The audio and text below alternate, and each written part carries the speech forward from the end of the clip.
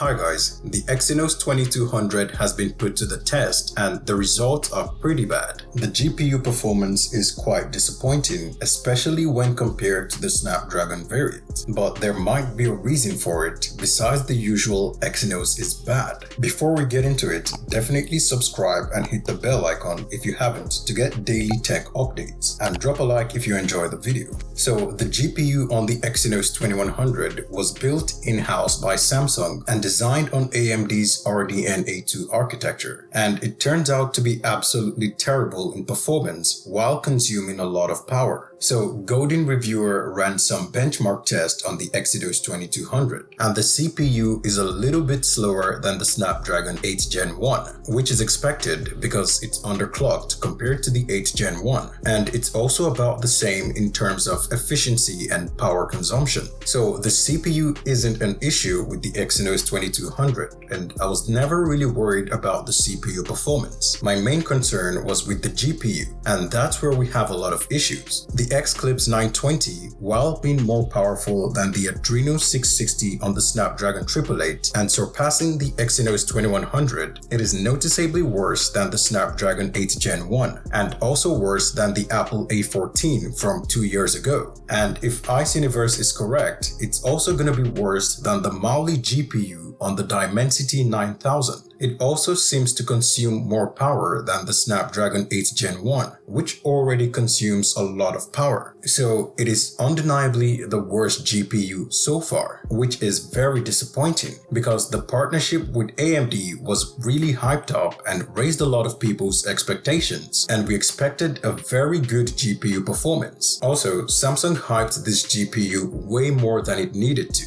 Now it makes sense why they were a bit sketchy with the launch and tried to hide the performance.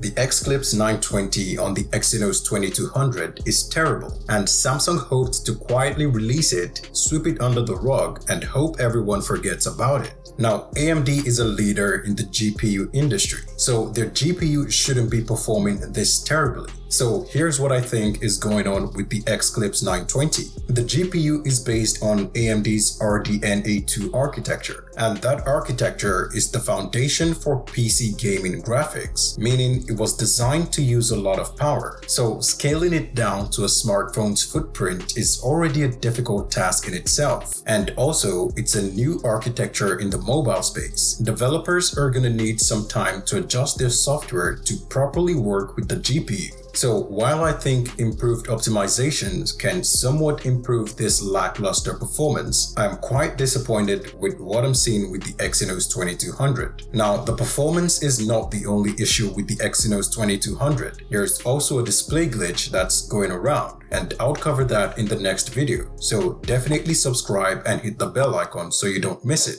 And be sure to drop a like if you enjoyed the video. Thanks for watching guys. See you in the next one.